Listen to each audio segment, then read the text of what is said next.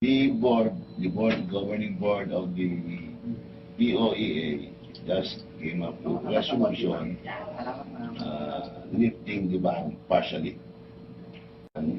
Are the skilled workers, the professionals, including the semi-skilled workers.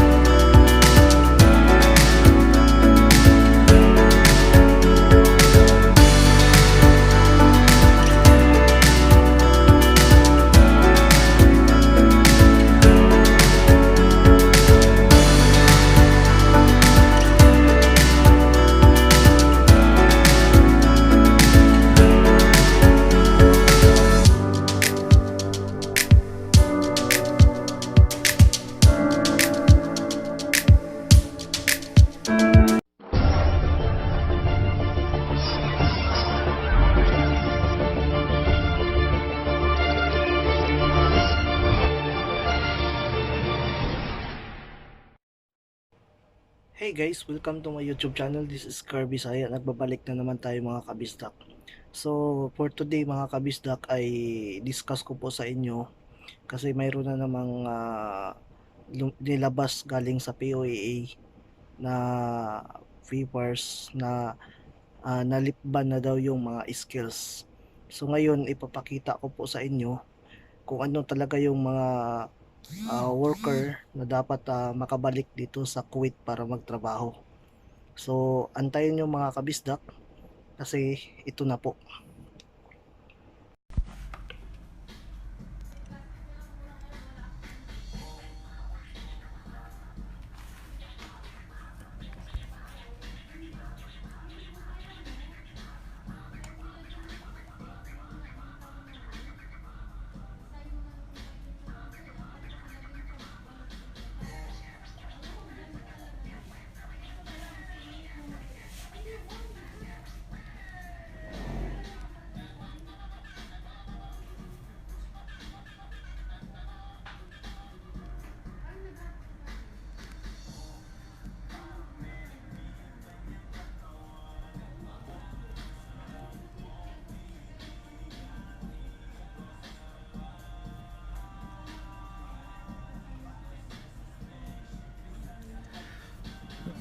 Okay, yan.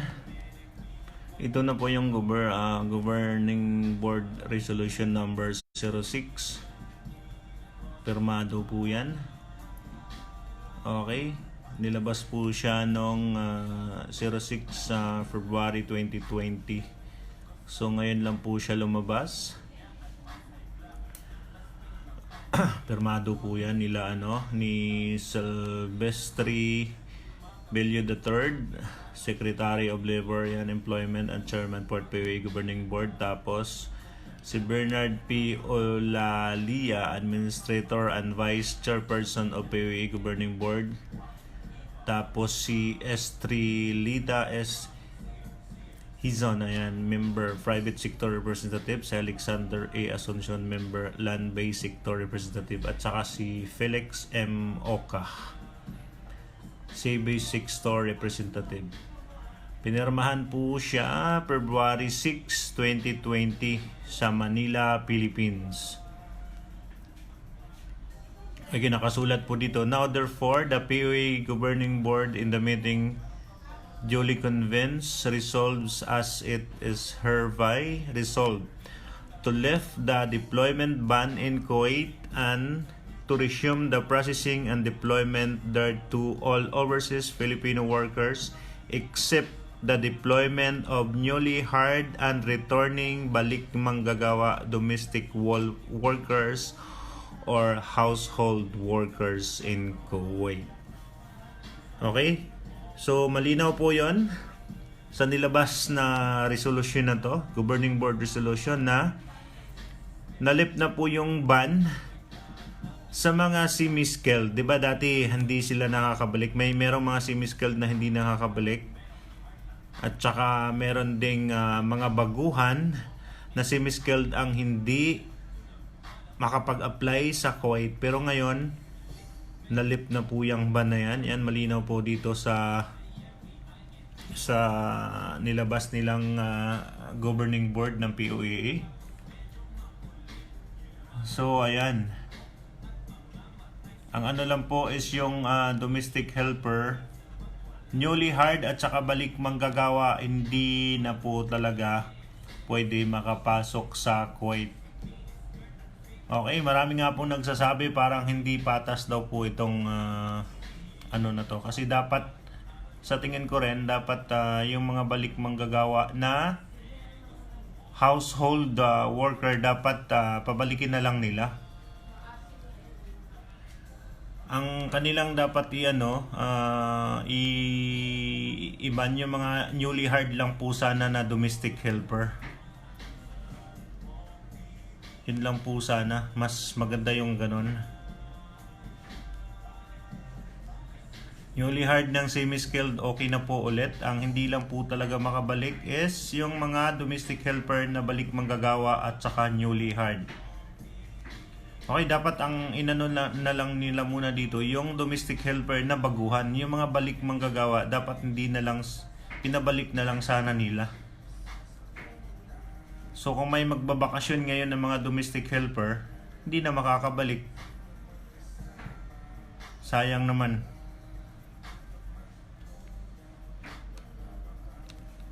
Ilabas po yan ng POEA, ayan.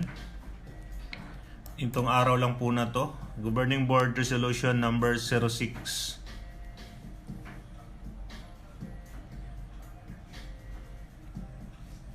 Okay, para sa tama nga yung sinasabi niyo, napaka-unfair naman. Dapat talaga kahit yung mga balik manggagawa na domestic helper, dapat pinabalik nila. Ang dapat hindi nila talagang pinayagan na makapasok is yung mga baguhan lang po na domestic helper.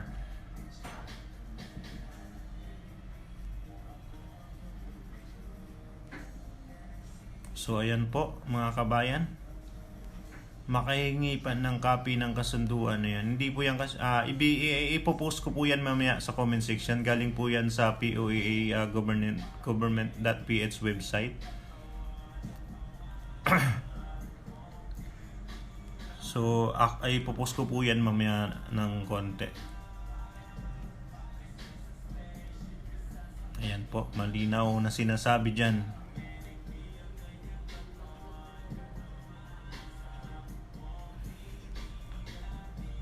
Kaya maraming nagtatanong ng mga kabayan, bakit unfair daw yung desisyon? Dapat pinabalik yung mga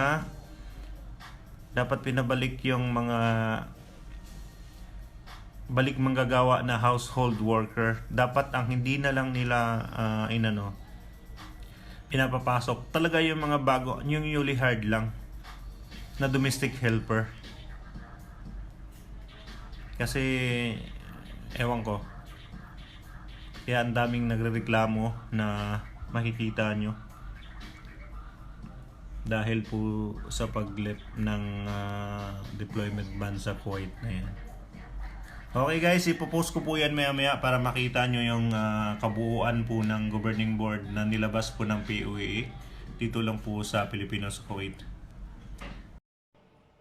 So ngayon mga kabisdak, nalinawagan na tayo kung ano talaga ang makakabalik dito sa Kuwait. So yung mga domestic helper na newly hired at saka yung mga balik manggagawa ay hindi na po sila talaga makabalik. So mga skills worker, professional or semi-skilled, ayun lang po ang pwede makabalik. So guys, dito na lang po ako. Sa mga hindi pa nakasubscribe sa aking channel, please subscribe, please like and comment and share my videos. Salamat po at God bless.